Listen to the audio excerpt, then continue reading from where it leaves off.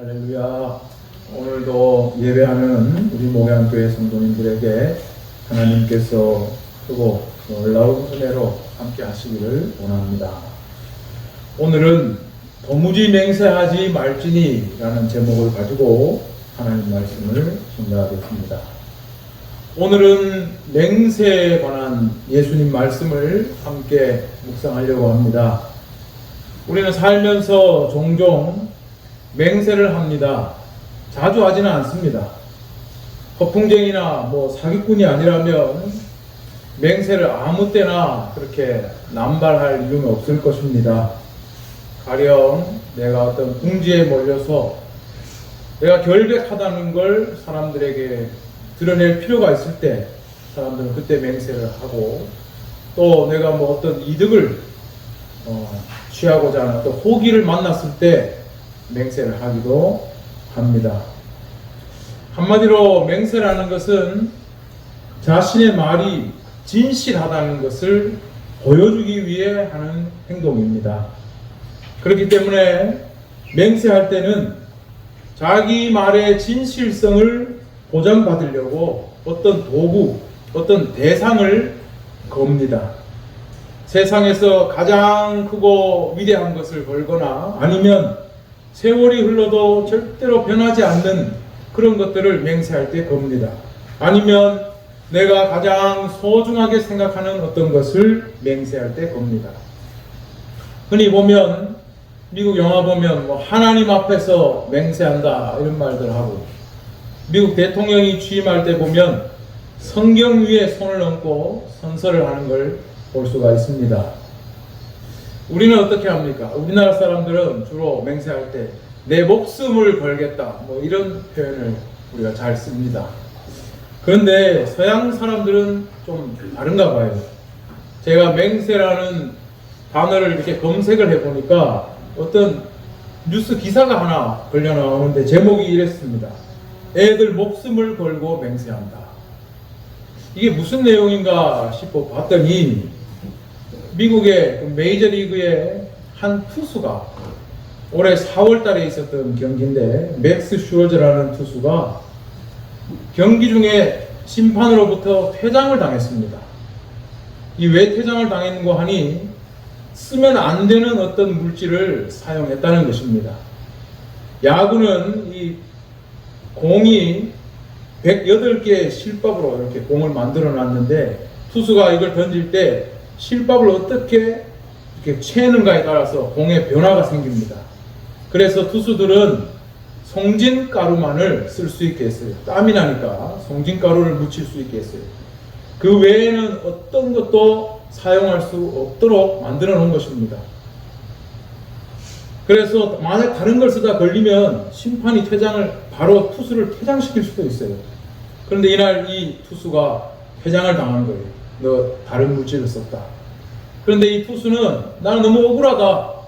내 손에 이 땀과 송진가루가 묻어서 끈적끈적해진 거지 난 절대로 다른 물질을 쓰지 않았다 하면서 뭐라고 했냐면 내 아이들 목숨을 걸고 맹세한다. 이렇게 말을 한 거예요. 이게 미국 사람들의 어떤 표현인지 관용적인 표현인지는 모르겠는데 이런 말을 했어요. 그런데 보니까 이 사람만 그런 말을 한 게 아니라 우리가 잘 아는 축구 선수 호날두, 그 사람도 월드컵 전에 내 나라가 꼭 월드컵 우승했으면 좋겠다. 나는 한 골도 못 넣어도 좋으니 우리나라가 월드컵에 꼭 우승했으면 좋겠다. 내 아이들 목숨을 걸고 맹세한다. 또 이런 표현을 썼다는 거예요. 그래서 생각해 보니까 이 서양 사람들이 이런 표현을 자주 쓰는구나 그런 생각을 해보았습니다. 우리는 자기 목숨 걸고 맹세를 하는데 서양 사람들은 왜 하필 자기 아이들 목숨을 걸고 맹세한다는 말을 쓸까 의아하기도 했습니다. 여러분은 맹세에 대해서 어떻게 생각하십니까? 이 맹세는 분명히 좀 성격적인 요인도 있을 것입니다. 아마 맹세를 남보다 잘하는 그런 성격이 있을 겁니다. 요즘 보면 성격 테스트하는 게 MBTI라는 게 있죠. 그 지표를 보면은 외향적이냐 내향적이냐 직관형이냐, 감각형이냐, 뭐 감정적이냐, 사고형이냐, 인식형이냐, 판단형이냐, 이걸 가지고 MBTI를 나누는데, 제 생각에는 아무래도 좀 외향적이고, 좀 주도적이고, 좀 호기롭고, 좀 감정적이고, 이런 성격이 맹세를 잘하지 않을까, 제 생각입니다. 그런 생각을 해보았습니다. 한편으로 맹세는 환경적 요인도 있을 겁니다. 한 종교가 절대적으로 지배하는 그런 나라들, 가령 유대교를 믿는 이스라엘 같은 나라들, 아니면 이슬람교 믿는 무슬림 국가들, 이런 나라들은 자기 신에 대한 맹세를 참 잘합니다. 그리고 거기서 가르치고 있는 어떤 가치에 대해서 쉽게 맹세하는 것을 볼 수 있습니다. 여러분은 맹세를 어떻게 생각합니까? 우리 성경에는 맹세에 대해서 어떻게 나올까요? 예수님은 맹세에 대해 뭐라고 말씀하셨을까요? 오늘 우리가 성경을 보면 예수님은 새로운 주제, 바로 맹세에 대해서 이야기를 하시는데 33절에 옛사람에게 말한 바 헛맹세를 하지 말고 내 맹세한 것을 굳게 지키라 하였다는 것을 너희가 들었으나 했습니다. 옛사람에게 말한 바 너희가 들었으나, 이것은 바로 율법을 이야기하는 겁니다. 너희는 이미 이런 율법의 내용을 들어 알고 있다 하는 뜻입니다. 근데 그 내용이 헛맹세하지 말고 맹세한 것은 굳게 지키라 하는 내용이었습니다. 유대인들은 그걸 다 안다는 것이죠. 여기서 맹세라는 것은 굳게 약속하거나 다짐한 것, 이걸 맹세라고 하고, 다른 말로 서약이라고도 합니다. 서약. 그런데 헛맹세를 하지 말라 했습니다. 거짓 맹세를 하지 말라는 것이죠. 그런데 이 헛맹세라는 말에 이 헬라어가 참 재미가 있습니다. 에피오르케오라고 하는데, 에피라는 이 접두어가 어떤 뜻이냐 하면 뭐에 더한다 하는 뜻이 있습니다. 오르케오, 오르코스라는 것은 맹세라는 뜻이 있어요. 에피오르케오는 맹세 위에 뭘 더하는 거예요. 과장을 하고 뻥튀기를 하는 거죠. 이게 헛맹세, 바로 거짓 맹세입니다. 이걸 하지 말라는 겁니다. 그리고 맹세한 것은 굳게 지키라 했는데, 굳게 지키라는 이 헬라어 원어는 되돌려드리라. 주님께 했으니 주님께 그걸 돌려드려야 된다. 되돌려드려라 하는 의미가 담겨 있습니다. 그럼 맹세에 대해서 정말로 율법에 어떻게 기록되어 있을까 찾아보니까 먼저 레위기 19장 12절에 이런 말씀이 나옵니다. 너희는 내 이름으로 거짓 맹세함으로 내 하나님의 이름을 욕되게 하지 말라. 나는 여호와이니라.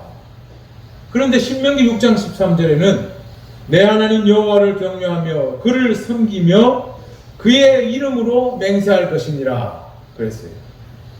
그러니까 하나님 이름으로 헛맹세를 절대 하지 말라는 거고, 맹세하려면 하나님 이름으로 하라는 말입니다.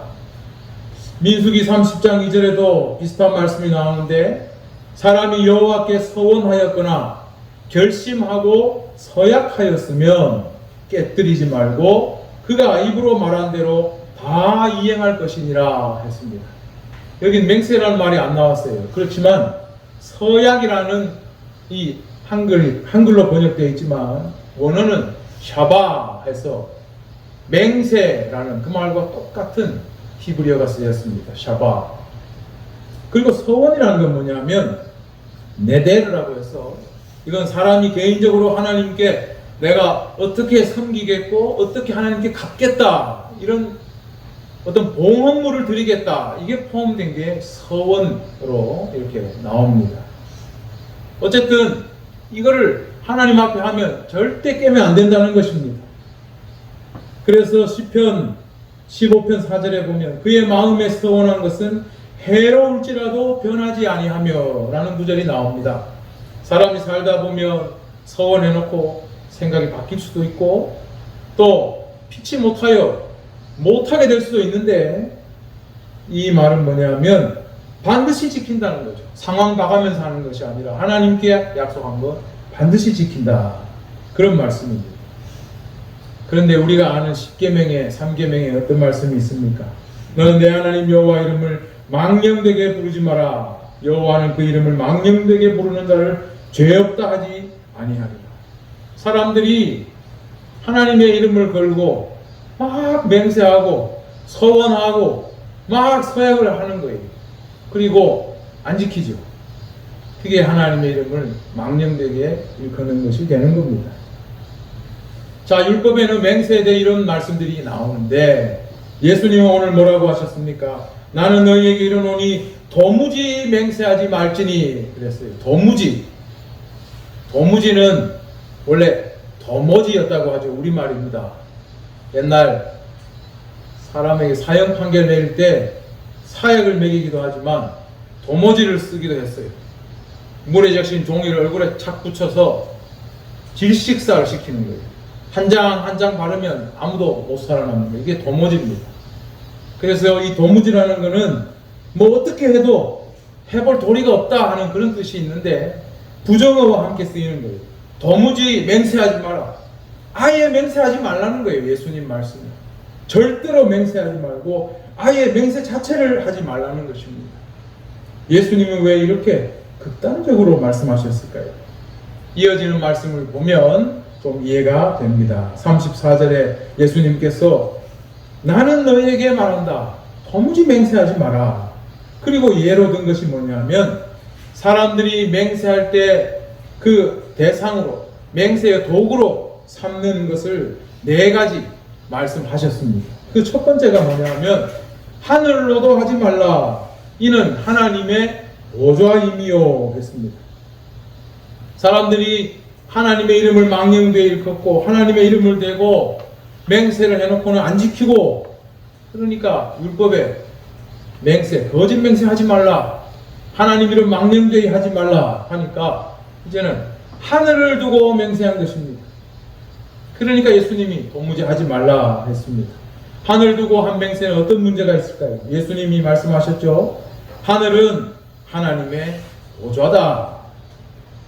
그러니까 네 마음대로 하나님의 보좌를 걸고 맹세하지 말라는 것입니다. 그 다음 35절을 보면 사람들이 또 맹세할 때 땅을 걸고 맹세를 했습니다. 예수님은 땅으로도 말라. 이는 하나님의 발등상임이요 했습니다. 발등상은 발을 올려놓는 발받침대라는 겁니다. 우리 상상력을 동원해 보면 하나님께서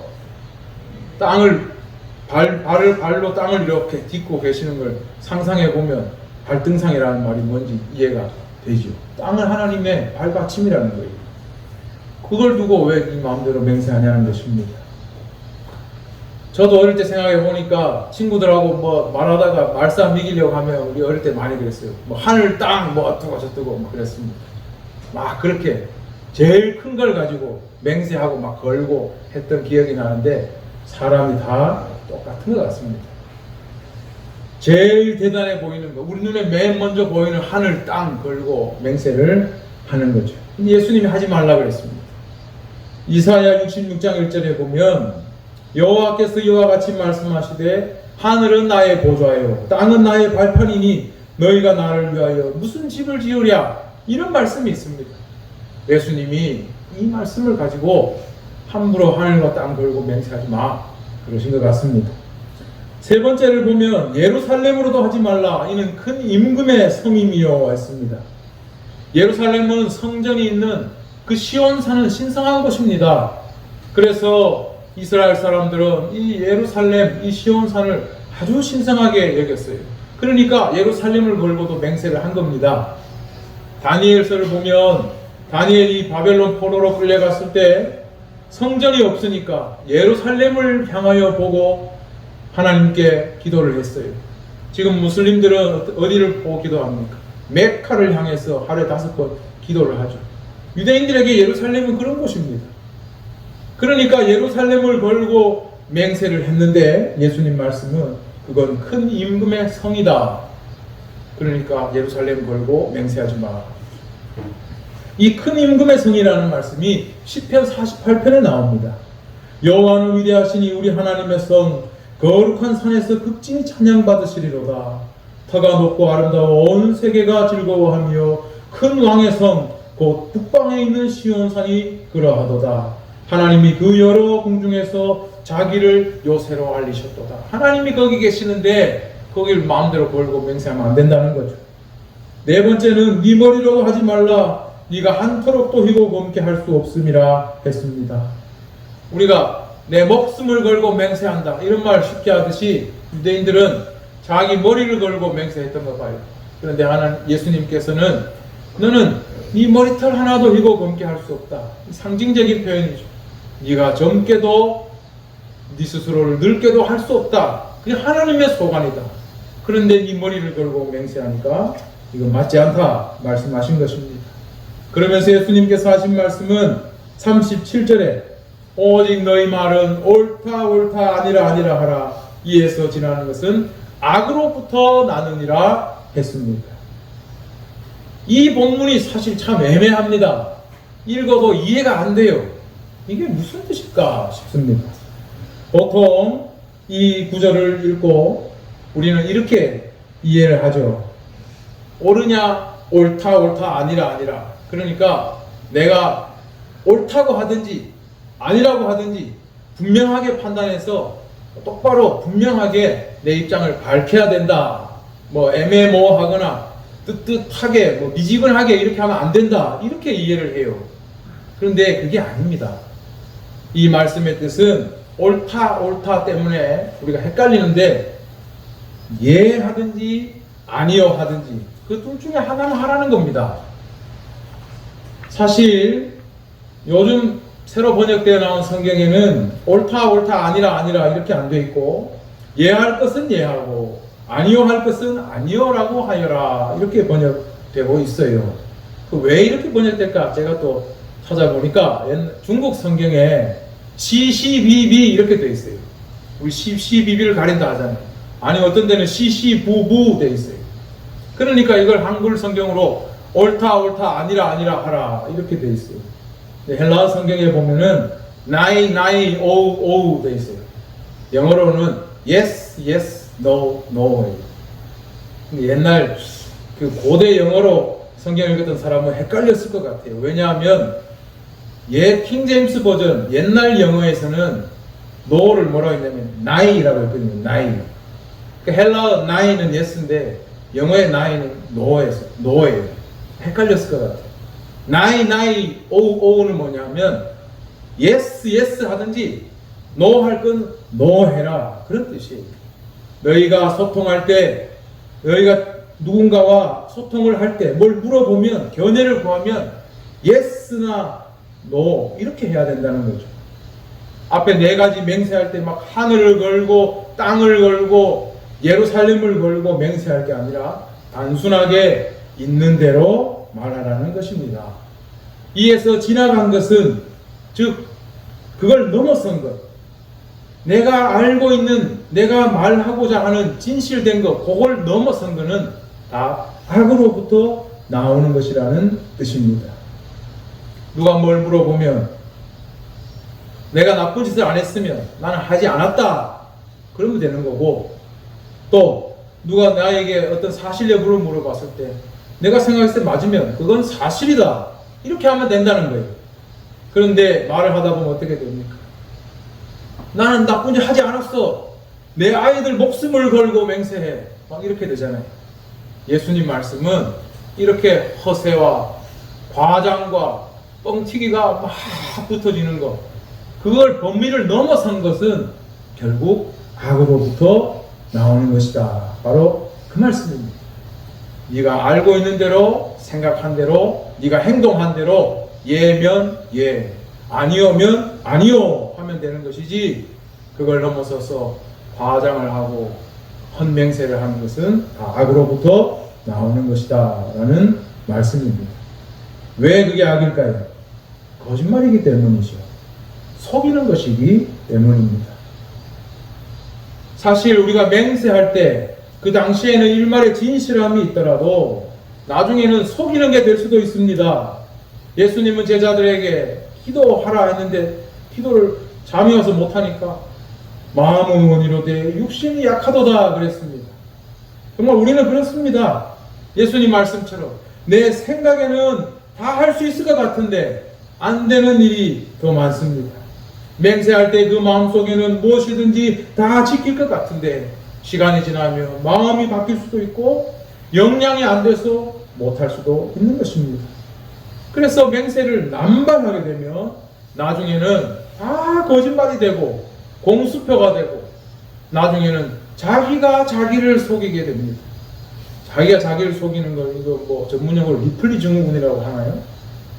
나중에는 속이고 있는 자기 자신을 또 자기는 믿고 있는 거예요. 예수님 말씀, 예할 건 예하라, 아니할 건 아니하라. 그걸 넘어서는 것은 악으로부터 나오는 것이다. 무엇보다 사람이 맹세를 남발하면, 그래서 헛맹세를 하게 되면 자기만 거짓말쟁이가 되는 것이 아니라 중요한 것이 있습니다. 맹세할 때 걸었던 그 대상, 이것도 격이 떨어지게 되는 겁니다. 유대인들이 자기 말에 신뢰를 높이려고 하나님의 이름을 걸고 맹세했을 때 처음에는 다 하나님을 믿는 유대인들이 믿을 수밖에 없겠죠. 하나님의 이름을 걸고 맹세를 했는데 어떻게 안 믿습니까? 그런데 이 말이 자꾸 헛맹세가 되고 헛맹세가 남발되면 나중에는 서로 아무리 하나님의 이름을 걸고 맹세를 해도 누가 믿겠습니까? 아무도 믿을 수가 없죠. 그렇게 되면 어떻게 될까요? 유대인들이 가장 경외하는 하나님, 함부로 이름도 못 불러서 성경을 읽다가 하나님 이름이 나오면 주 아도나이 하고 넘어갔던 그 하나님의 이름이 사람들이 거짓말 치는데 사용되는 도구로 전락하게 되는 것입니다. 그러면 맨날 하나님 이름 부르고 찬양하고 하나님 이름으로 기도하는데 이 하나님 이름을 또 사람들이 서로 거짓말할 때 막 써먹는 도구로 사용하면 이게 어떻게 되겠습니까? 이것이 바로 하나님의 이름이 망령되이 일컬어지는 것입니다.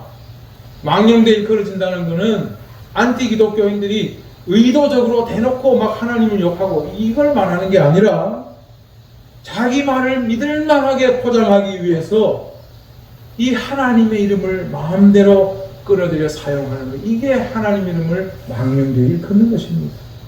나중에는 아무리 하나님 이름으로 서로 맹세해도 아무도 안 믿어요. 그런 현실이 되는 것입니다. 그런데 또 그 하나님을 유대인들은 전부 나는 믿고 있다고 하니까 이게 얼마나 아이러니한 겁니까? 얼마나 웃기는 겁니까? 맹세가 이렇게 어이없는 결과를 만드는 것이에요. 사실 오늘날 우리가 사는 세상을 보십시오. 누가 하나님 이름으로 맹세할 때, 하나님 이름으로 막 내가 진실을 호소할 때 그거 여러분 믿습니까? 솔직히 저는 안 믿어요. 왜냐하면 이 사람들이 입에 발린 말이라는 걸 하도 많이 당해봤기 때문이에요. 어제 뉴스를 보는데 대통령의 장모가 무슨 뭐 347억을 뭐 돈을 안 넣어놓고 위조문서를 만들어서 그걸로 징역 1년 선고, 법정 구속이 되는데 그 법정에서 변론을 하라 하니까 내가 하나님 앞에서 막 약이라도 먹고 막 죽고 싶고 하나님 앞에서 막 이러면서 억울하다는 걸 표현했다는 거예요. 그런데 그런 말들을 이제는 우리가 아무도 믿지 않아요. 왜냐하면 그거는 그냥 자기 억울할 때 누구나 내뱉는 말이라는 것을 알기 때문에 그렇습니다. 사람이 답답하면 누구나 막 아유 하나님이 하고 하나님 이름을 막 내걸고 맹세한다는 걸 우리는 누구나 다 알고 있어요. 그런 세상을 우리는 살아가고 있습니다. 교회에서는 이런 일들이 더 자주 일어납니다. 교회 안에서 다툼이 있고 또 분쟁이 있을 때 양측이 서로 막 대화하는 것을 들어보면 그걸 중재하려고 이렇게 듣다 보면 하나님과 성경을 걸고 막 나는 진실을 말한다고 이야기하고 이쪽에서도 또 그런 이야기를 합니다. 그런데 남이 들었을 때는 어떻습니까? 이쪽도 믿음이 안 가고 이쪽도 믿음이 안 가요. 그게 안 믿겨집니다. 왜냐하면 그게 하나의 기독교인들이 궁지에 몰렸을 때 잘 사용하는 그런 수사라는 것, 관용적인 표현이라는 걸 익히 경험해왔기 때문입니다. 정말로 하나님 앞에서 진실하게 맹세를 하면서 말하는 사람도 물론 있겠죠. 그러나 너무 흔하게 사람들이 하나님의 이름을 내걸고 자기의 진실함을 봐달라고 호소하고 맹세를 남발하니까 이제 다 못 믿는 그런 시대가 돼버린 것이죠. 이게 우리의 비극이고 예수님이 도무지 맹세하지 말라고 말씀하신 이유가 바로 여기에 있는 겁니다. 평소엔 잘 믿지도 않다가 답답할 때만 하나님 찾고 맹세하니까 이게 남발이 되니까 말이 그 가치가 다 땅에 떨어져 버렸기 때문에 도무지 맹세하지 말라고 하신 것입니다. 그런데 우리가 구약 성경 이 족장 시대를 보면 말은 힘이 있었음을 우리가 확인하게 됩니다. 말로 계약하고 말로 축복하고 말로 맹세한 것은 무조건 지켰습니다. 우리가 아는 야곱 이야기를 보면 이삭이 장자인 에서에게 축복을 해야 되는데 야곱이 얍삽하게 자기 몸에 짐승의 털을 싹 바르고 그리고 음식을 다 대접하면서 눈 어두운 아버지를 속이죠. 에서인 것처럼 해서 축복을 받았어요. 그리고 싹 도망갔습니다. 에서가 짐승을 잡아와서 아버지 장자의 축복을 내려주세요 하니까 나는 다 축복해 줬는데, 그러니까 에서가 아차 이 동생 나쁜 놈이 축복을 가로챘구나. 그러면 남은 축복이라도 해달라. 우리 생각에는 말로 하는 게 뭐 어렵습니까? 축복해 주는 게 해주면 될 것 같은데 이삭이 안 해줍니다. 못 해주는 거예요. 말의 무게가 그만큼 크기 때문에 그렇습니다.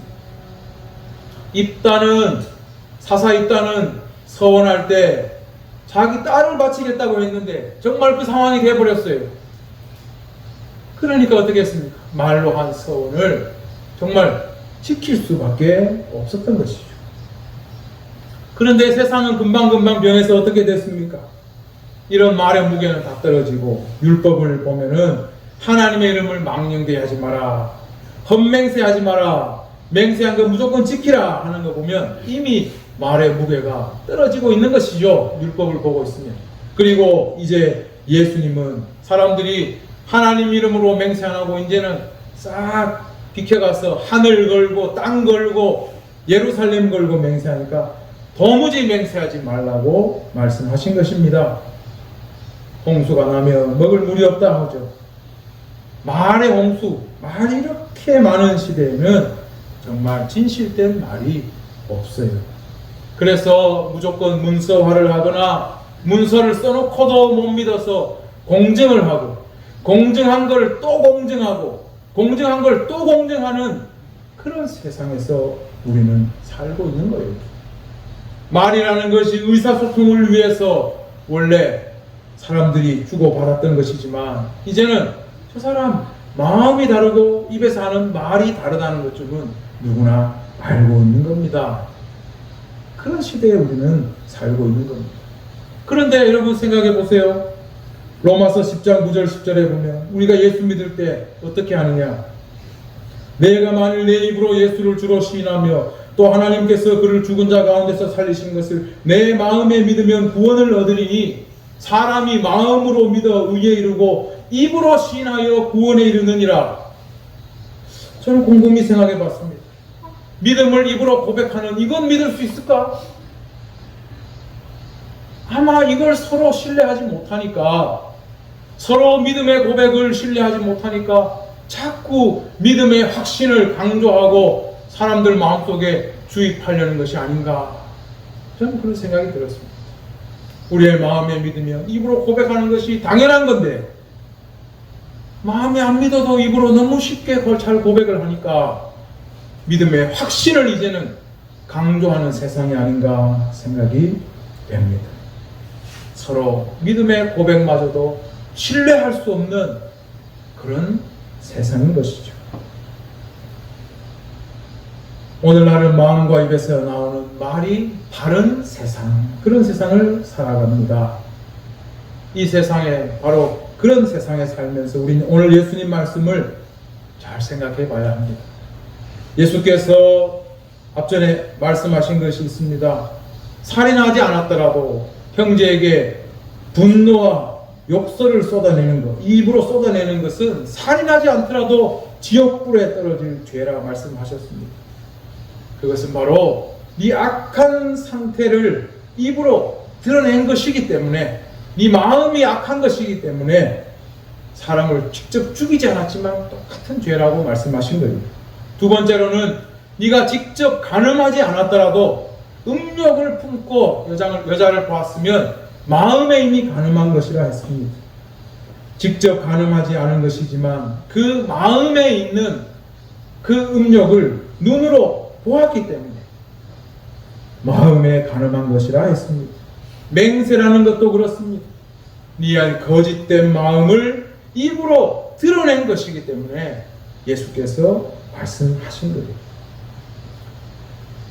그 마음과 우리의 행위가 서로 너무 다르면 어떻게 되겠습니까? 분열이 되면 이거 어떻게 되겠습니까?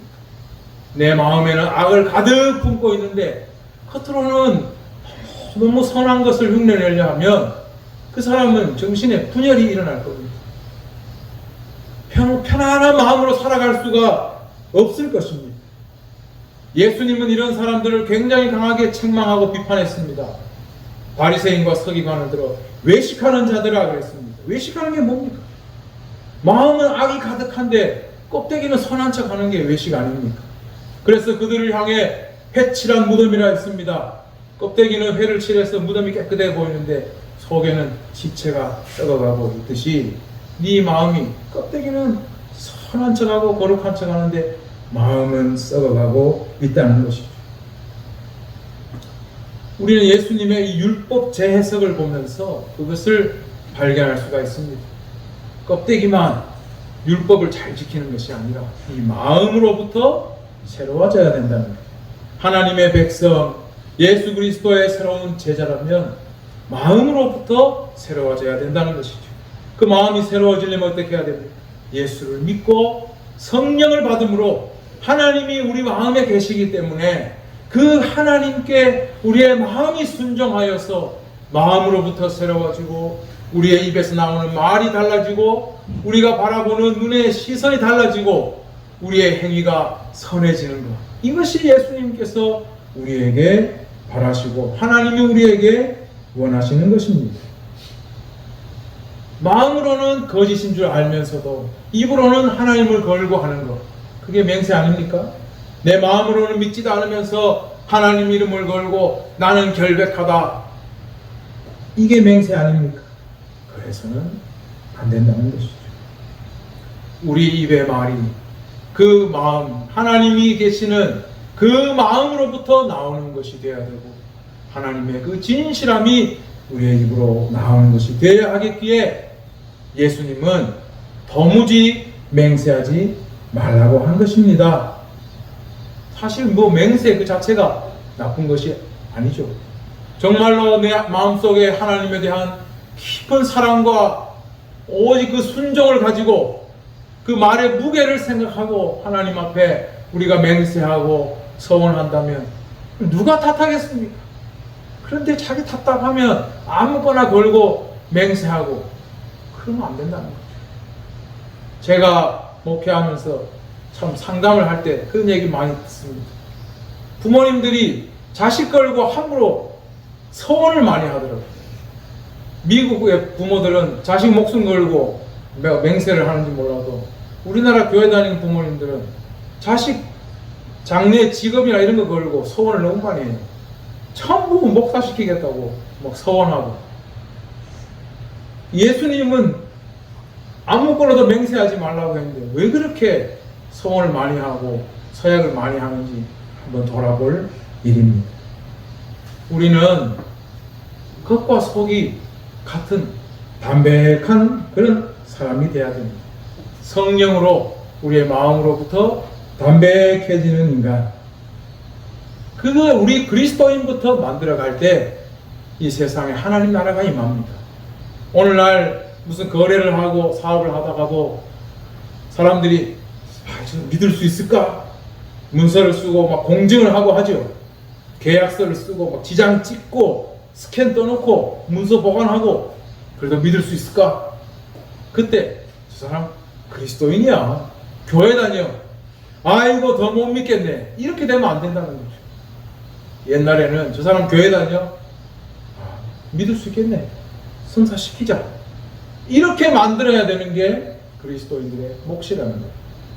성령으로 우리가 겉과 속이 담백해질 때 하나님 나라가 임하게 되는 겁니다. 속으로는 나쁜 생각하면서 겉으로 착한 척 한다고 하나님 나라가 임하는 게 아닙니다. 우리 오늘 예수님의 이 말씀을 마음에 깊이 새기고 속으로부터 성령의 은혜를 받아서 마음으로부터 새로워져서 입으로도 선한 말을 하고, 그래서 우리의 마음에 겉과 속이 하나 되어 불안과 막 그런 마음에 떨 것이 아니라 늘 당당하고 기쁘고 감사한 마음으로 승리하는 하나님 자녀들이 되어야 할 것입니다. 우리 목양교 성도님들이 그러한 은혜 가운데 하나님의 귀한 도구로 쓰임받는 분들 되기를 주의 이름으로 축원합니다.